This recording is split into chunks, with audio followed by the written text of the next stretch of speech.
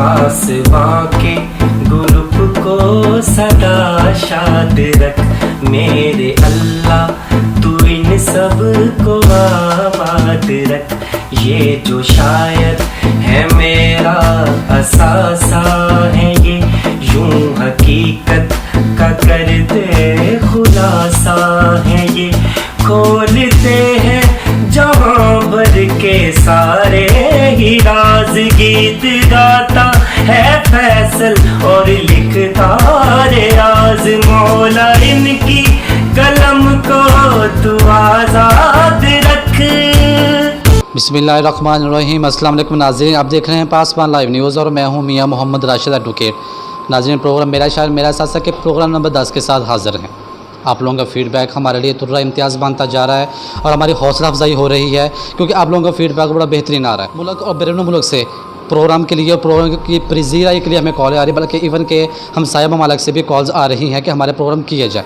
तो इंशाल्लाह ताला अगर आप लोगों का फ़ीडबैक हमें इसी तरह मिलता रहेगा तो हम लोग इंशाल्लाह इसी जोश के साथ, इसी जज्बे के साथ प्रोग्राम आप तक पहुँचाते रहेंगे। आज हमारे साथ जो शायर मौजूद हैं, आपकी उनसे मुलाकात करवाएंगे, लेकिन उससे पहले मैं आपको बताता चलूँ कि नहायत ही मीठे लहजे के शायर हैं। शायर सिर्फ शायरी तक आपने आपको महदूद, और शायरी के साथ उन्होंने नावल नगारे पे भी तब आज़माई की और उसमें बेहद कामयाबी रहे। आपकी मुलाकात करवाते हैं जनाब तनवीर सेठी साहब से, हमारे साथ मौजूद हैं। आइए उनसे बात करते हैं। जी नाज़रीन, हमारे साथ मौजूद हैं जनाब तनवीर सेठी साहब, लेकिन इससे पहले कि इन्हीं के लिए एक शेर कहा जाता है कि सलीके से हवाओं में जो खुशबू घोल सकते हैं, अभी कुछ लोग ऐसे हैं जो उर्दू बोल सकते हैं। बिल्कुल हमारे साथ मौजूद हैं मीठे लहजे के शायर जनाब तनवीर सेठी साहब। अस्सलाम वालेकुम सर। वालेकुम सलाम, क्या हाल है साहब? खैरियत? सर जी, आज के प्रोग्राम में आपको खुशामदीद कहते हैं और आपने अपने गोनागो मसरूफियात में से वक्त दिया, इसके लिए हम आपके मशकूर हैं। जी, मैं भी आपका मशकूर हूँ कि आपने मुझे इस काबिल समझा कि पासवान चैनल के तहत आपने आज इंटरव्यू के लिए यहाँ तशरीफ़ लाए, तो इसके लिए मैं आपका मशकूर हूँ। आपके रुफ़्क़ाकार का और आपकी टीम का बहुत शुक्रगुज़ार हूँ।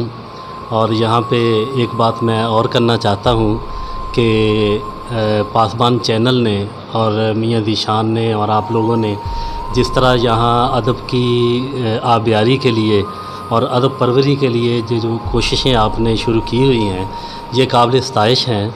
और बड़ी खुशी महसूस होती है जब आपके प्रोग्राम देखते हैं और आप जब प्रोग्राम करवा रहे होते हैं, ख़ास तौर पे जो मेरे नावल की तकरीब पज़ीराई आपने करवाई और महफ़िल मुशायरा का इनकाद आप लोग करवाते हैं, तो ये बड़ी खुशाइन बात है और बड़ी काबिल फ़ख्र है हम लोगों के लिए, जो हमारा अदब कलम कबीला है उन लोगों के लिए। तो मैं आपका शुक्रगुज़ार हूँ इस हवाले से भी। बहुत शुक्रिया। गुफ्तगू का आगाज़ करते हैं कि आपकी जाए पैदाइश कहाँ की है और इब्तदाई तालीम कहाँ से हासिल की? जी, मेरी एक्चुअली पैदाइश तो है सियालकोट की। सियालकोट के साथ एक इलाका है समड़ियाल का, वहाँ की है। लेकिन मेरे पेरेंट्स जो हैं ये 60s में 59 में जो है मेरे वालिद यहाँ बिहाड़ी तशरीफ़ ले आए थे और यहाँ उन्होंने अपना बिज़नेस वगैरह शुरू कर लिया। तो फिर मेरी वालदा बाद में तशरीफ़ लाई हैं, तो इस दौरान मेरे ददयाल वहाँ, ननियाल वहाँ थे, तो वहीं मेरी पैदाइश हुई थी। तो उसके बाद फिर बिहाड़ी जब पेरेंट्स आ गए, वालदा भी आ गई, फिर उसके बाद स्कूल नंबर 1 ई ब्लॉक में, यहाँ से मैंने किया था, मिडल किया था, प्राइमरी सॉरी, और फिर मॉडल हाई स्कूल से मैंने अपना मैट्रिक किया। उसके बाद फिर government college government Islamia college से मैंने ग्रेजुएशन की। उसके बाद फिर मास्टर मैंने जीसी यूनिवर्सिटी लाहौर से मास्टर इन इकनॉमिक्स किया। उसके बाद फिर तालीम का सिलसिला चलता रहा। मैंने MBA फ़ाइनांस किया था विचुअल यूनिवर्सिटी से, LLB मैंने ज़िक्रिया यूनिवर्सिटी मुल्तान से, और MA उर्दू मैंने अल्लामा इकबाल ओपन यूनिवर्सिटी से। तो इस तरह फिर जो है ना जी PGD मैंने किया था पंजाब यूनिवर्सिटी लाहौर से। तो ये मेरा सारा तालीमी कैरियर है। डॉक्टर, आपने माशाल्लाह से काफ़ी एजुकेशन हासिल कर ली, उसके बाद आप बैंककारी की तरफ आ गए। बैंककारी और शायरी ये मुतसाद चीज़ें हैं, कैसे मैनेज कर रहे हैं? जी देखें, बैंककारी जो है ये मेरा रोज़ी का ज़रिया आप इसे कह सकते हैं, मेरा ज़रिया मुआश है। ठीक है जी। तो चूँकि मैं इकनॉमिक स्टूडेंट था, ज़रिया मुआश था, تو وہ ظاہر ہے وہ اس کے لیے کچھ نہ کچھ کام تو کرنا ہوتا ہے نا جی. سارے لوگ تو شعبہ تعلیم میں نہیں جاتے نا جی. تو یہ ہے کہ پھر بینکنگ میں نے جوائن کی. تو اب یہ ہے کہ شاعری چونکہ یہ ایک میرا شوق تھا یا میرے اندر ایک اللہ پاک نے مجھ سے یہ کام لینا تھا، چونکہ شاعری کے حوالے سے یہی کہا جاتا ہے نا یہ ودیت کرتا ہے، اور یہ واقعی ایسی بات ہے، یہ ودیت کرتا ہوتا ہے. یہ ایک توفیق کی بات ہے، اللہ تعالیٰ جسے توفیق دے دیتا ہے نا. تو وہ چونکہ یہ کام جو ہے یہ اللہ پاک نے لینا تھا، تو اس لیے پھر یہ اس کے لیے بھی وقت نکالتے ہیں. جیسے آپ آج آئے ہیں، وقت نکالا ہے، ٹھیک ہے جی. اور آپ لوگ بھی مشاعروں میں ہمارے ساتھ ہوتے ہیں، آپ دیکھتے ہیں کہ مشاعرے بھی ہم کرواتے ہیں، مشاعروں میں جاتے بھی ہیں، ٹھیک ہے جی. تو وہ اس کے لیے وقت کو مینیج کرنا پڑتا ہے تاکہ وہ جو کام ہم سے لیا جا رہا ہے وہ بھی ہم کریں، اور جو ہماری ڈیوٹی معاش کے لیے اللہ تعالیٰ نے لگائی ہے وہ بھی. جی سیٹھی صاحب، بچپن سے ہی شاعر تھے یا شاعری کا جو شغل ہے یہ بعد میں ہوا؟ یہ اصل میں ایک جو اندر شاعری کے حوالے سے یا ادب کے حوالے سے نا، یہ شروع سے ہی نا جی. جب میں اسکول میں تھا، مجھے یاد ہے کوئی 6ٹھی 7ویں کی بات ہوگی، تو اس وقت سے اگرچہ میں شعر نہیں کہتا تھا، لیکن یہ تھا کہ شعر مجھے پڑھنے کا اور ناول اور رسائل پڑھنے کا مجھے بڑا شوق تھا. اچھا، اب یہ تھا کہ میرے والد صاحب نے اخبار لگوائی تھی شروع سے ہی نا، رونمائے وقت یا جنگ اخبار نا انہوں نے لگوائی ہوئی تھی.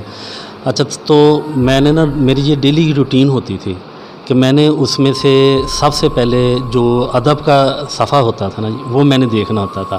اسی طرح قطعات اس میں آتے تھے، میں نے وہ دیکھنا ہوتا تھا، وہ میں نے پڑھنے ہوتے تھے.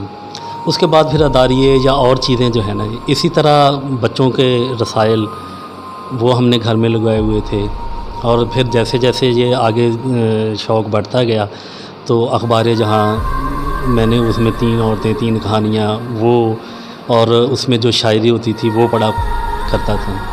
میٹرک میں پھر مجھے اس کے علاوہ اب آپ یہ دیکھیں کہ لوگوں کو اس ایج میں 9ویں 10ویں میں جا کے نا جی، لوگوں کو ہوتا ہے وہ سانگ گانے وغیرہ جو ہیں وہ بڑے شوق قسم کے سنتے ہیں. مجھے اس وقت بھی غزلیں سننے کا شوق تھا، اور 1-2 دوست میرے ہوتے تھے. ایک ہمارا دوست تھا، اس کا ہوٹل تھا ایک نا. اچھا، تو اس کو بھی غزلیں سننے کا بڑا شوق تھا. تو اس زمانے میں ہم 9ویں 10ویں کے زمانے میں ہم جو غزل کو، جیسے غلام علی ہے، جیسے جگجیت چترا ہے، جیسے مہندی حسن ہے، تو ہم لوگ نا ان کی غزلیں سنا کرتے تھے. حسین بخش گلو، ان کی غزلیں ہم سنا کرتے تھے. تو یعنی اس وقت یعنی غزل کا شوق جو تھا نا وہ یہ تھا. اچھا، پھر یہ ہے کہ میٹرک اور اس کے بعد میں نے پھر باقاعدہ اس کی کتابیں پڑھنا شروع کی.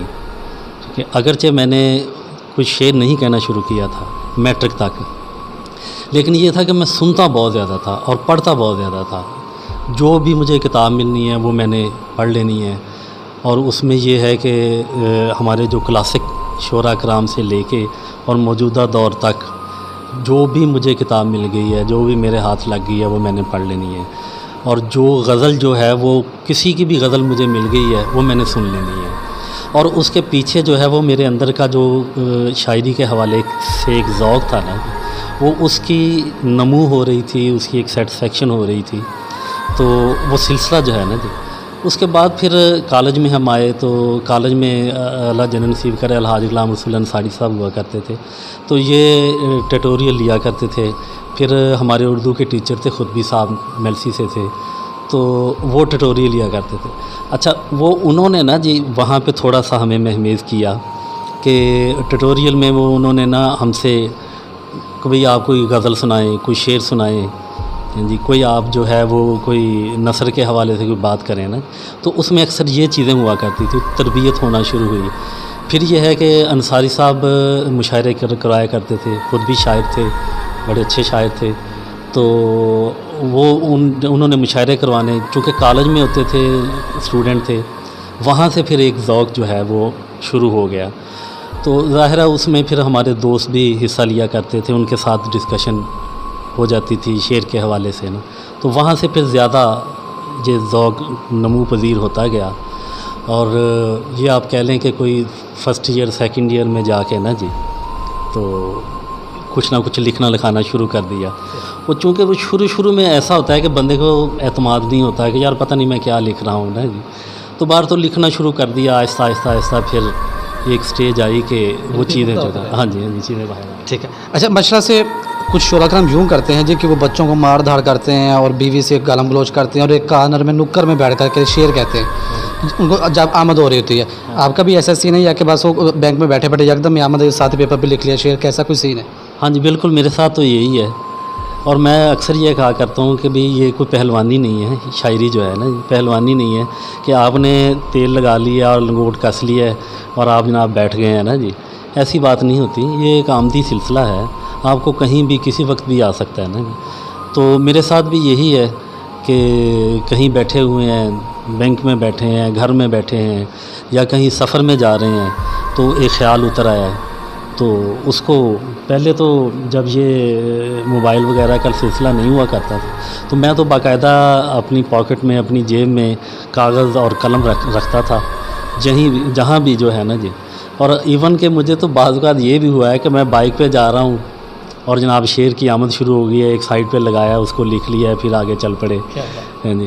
اور اسی طرح سفر پہ جا رہے ہیں، اور مزیداری کی بات یہ کہ سفر میں بڑے شعر آتے ہیں، بڑی آمد ہو رہی ہوتی ہے. سفر جب آپ کر رہے ہیں اکیلے ہیں جی تو بندہ خیال میں ہے تو مطلب سفر میں تو مختلف خیالات آتے رہتے ہیں تو پھر وہ بندہ جلدی سے اس کو شعر کی وہ جس صورت میں ڈھال لیتا ہے. اچھا، وقت ہم ناشتے کے ٹیبل پہ موجود ہیں. سیٹھی صاحب سے پوچھتے ہیں کہ ناشتے کے حوالے سے وہ کھلا کھاتے ہیں یا کہ بس جو مل کے کھا لیا؟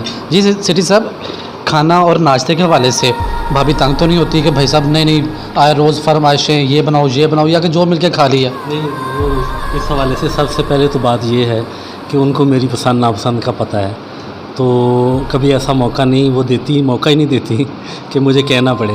ایک بات تو یہ ہے. دوسری یہ ہے کہ کھانے کے حوالے سے میری عادت ہے کہ جو بھی چیز مل جائے کھا لیتے ہیں. اللہ تعالیٰ کی پیدا کی ہوئی چیزیں ہیں اور سارے ہی اللہ تعالیٰ نے انسان کے لیے ہی کی ہیں، تو اس لیے پھر جو بھی مل جائے وہ کھا لیتے ہیں. ویسے کھانے میں کوئی مرغن چیز جو کہ آپ کو بہت پسند ہوگی، یہ چیز میں بہت مزیدار لگتی ہے، کوئی سی ایک تو یہ ہے کہ میری کوشش ہوتی ہے میں گھر کی چیز کھاؤں. میں ہوٹل اور یہ جو فاسٹ فوڈ جنک فوڈ وغیرہ جو ہے اس سے میں پرہیز کرتا ہوں. تو دوسرے نمبر پہ یہ ہے کہ سادہ غذا مجھے زیادہ پسند بھی ہے اور میں شوق سے کھاتا ہوں.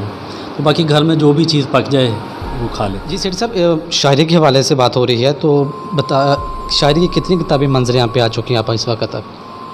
شاعری کی میری 14 کتابیں آ چکی ہیں، منظر عام پہ آ چکی ہیں. اس میں مختلف اصناف کے سخن میں میں نے کام کیا ہوا ہے. غزل کے حوالے سے، نظم کے حوالے سے اور ہائیکو کے حوالے سے میری کتابیں آ چکی ہیں. اور مزید میں انشاءاللہ یعنی نعت کے حوالے سے میری اگلی کتاب تیار ہے، وہ آ رہی ہے. اور پنجابی چونکہ یہ ہماری ماں بولی ہے اور اس کا بھی قرض ہے ہم پہ، تو ہمیں یہ ادا کرنا چاہیے. تو پنجابی کے حوالے سے بھی میں کام کر رہا ہوں. اس میں بھی کافی غزلیں میرے پاس ہیں، انشاءاللہ تعالیٰ اس کے حوالے سے بھی کتاب جو ہے نا. اور شاعری کی 14 کتابیں ہیں اور باقی ناول ایک راہ وفا کی مسافتیں یہ منصہ شہود پہ آ چکا ہے. اس کے علاوہ میں ایک اور کام کر رہا ہوں نثر کے حوالے سے، اور وہ ہے افسانوں کا. ایک شعر ایک افسانہ کے نام سے میرا انشاءاللہ تعالیٰ نا جی میں ترتیب دے رہا ہوں کتاب. تو اس میں ایک یونیک بات جو میں کر رہا ہوں نا جی وہ یہ ہے کہ ایک اپنا ہی شعر میں اٹھا رہا ہوں، ٹھیک ہے، اور اس پہ میں افسانہ لکھ رہا ہوں. تو یہ بالکل ایک ڈیفرنٹ سا کام ہے، پہلے شاید میری نظر سے نہیں گزرا. تو یہ اس میں میں نے کافی سارے اشعار جو ہیں یہ میں نے منتخب بھی کیے ہوئے ہیں، اور ان پہ پھر یہ ہے کہ میں نے کافی سارے افسانے لکھ بھی لیے ہیں. تو یہ میں نثر کے حوالے سے یہ کام کر رہا ہوں. ابھی آپ نے نا نعت کا ذکر کیا کہ نعت کی کتاب آپ کی بس منظر یہاں پہ آنے والی ہے، تو کوئی ایک آدھ نعت ہمارے ناظرین کی نظر پہ کیجیے. جی بالکل، میں پیش کرتا ہوں. جب سے طیبہ کی خاک چھانی ہے، جب سے طیبہ کی خاک چھانی ہے، زیست بھی ہو گئی سہانی ہے، واہ بڑی بات. زیست بھی ہو گئی سہانی ہے، میں گدائے در محمد ہوں، میں گدائے در محمد ہوں، میری سب سے الگ کہانی ہے. واہ بڑی بات. میں گدائے در محمد ہوں، میری سب سے الگ کہانی ہے، اور نور میں ڈوبی ہے فضا ساری، واہ نور میں ڈوبی ہے فضا ساری، شہر طیبہ کی یہ نشانی ہے، سبحان اللہ. شہر طیبہ کی یہ نشانی ہے، اور وقت تھم جاتا ہے مدینے میں، سبحان اللہ. وقت تھم جاتا ہے مدینے میں، گویا رخصی گئی روانی ہے، اور آپ موجود روز اول سے، آپ موجود روز اول سے، اور یہ آمد فقط زمانی ہے، آپ موجود روز اول سے، اور یہ آمد فقط زمانی ہے، اور جان لو حب مصطفیٰ کے بنا، جان لو حب مصطفیٰ کے بنا، زندگی ساری رائے گانی ہے، جب سے طیبہ کی خاک چھانی ہے، زیست بھی ہو گئی سہانی ہے. سبحان اللہ ماشاء اللہ. اللہ تعالیٰ آپ کے علم میں آپ کے کلام میں مزید اضافہ کرے. ٹھیک ہے، تخلص کیوں نہیں رکھا؟ شاعری میں تخلص بھی رکھا جاتا ہے. ویسے تو میں تخلص تنویر استعمال کرتا ہوں، تو آپ اس کو تنویر سے ٹھیک تنویر کے طور پہ جو ہے نا جی وہ کہہ سکتے ہیں. تو تخلص میرا ہے، تخلص میں تنویر استعمال کرتا ہوں، اور تنویر کا معنی جو کہ روشنی ہے، اور بڑا خوبصورت معنی تھا اس کا. تو میں نے بہت سارے شعراء کرام کو دیکھا کہ جن کا نام جو ہے نا جی وہی تخلص کے طور پہ وہ استعمال کرتے تھے. تو مجھے یہ چیز ایک اچھی لگی، جو ایک روایت سے ہٹ کے مجھے ایک نظر آئی، تو میں نے پھر اپنا تخلص جو ہے وہ تنویر رکھ لی. غزلیات کے حوالے سے آپ نے بتایا کہ 14 کتابیں منظر عام پہ آ چکی ہوئی ہیں، تو کوئی آپ کی جو کوئی فیوریٹ غزل بھی ہوگی یا کہ ساری آپ کی پسندیدہ ہیں، اور جو آپ کی فیوریٹ غزل ہے وہ ہمارے ناظرین کے لیے تو پیش کیجیے. اچھا، غزل کے یا شاعری کے حوالے سے نا جی مجھ سے اکثر یہ سوال پوچھا جاتا ہے، تو میں یہ کہتا ہوں کہ غزل یا شعر جو ہے نا جی یہ شاعر کے لیے اس کی اولاد کی طرح ہوتے ہیں. تو اگر کسی کو یہ کہا جائے کہ آپ کا کون سا بچہ آپ کو پیارا ہے نا، تو وہ کہے گا مجھے سارے بچے پیارے ہیں.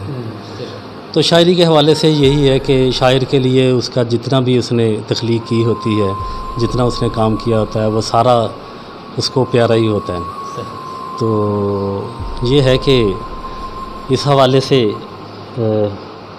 میں ایک آپ کو نا جی پنجابی ایک غزل میں اس سے آغاز کرتا ہوں، پھر آپ کو اردو غزلیں بھی پیش کریں گے.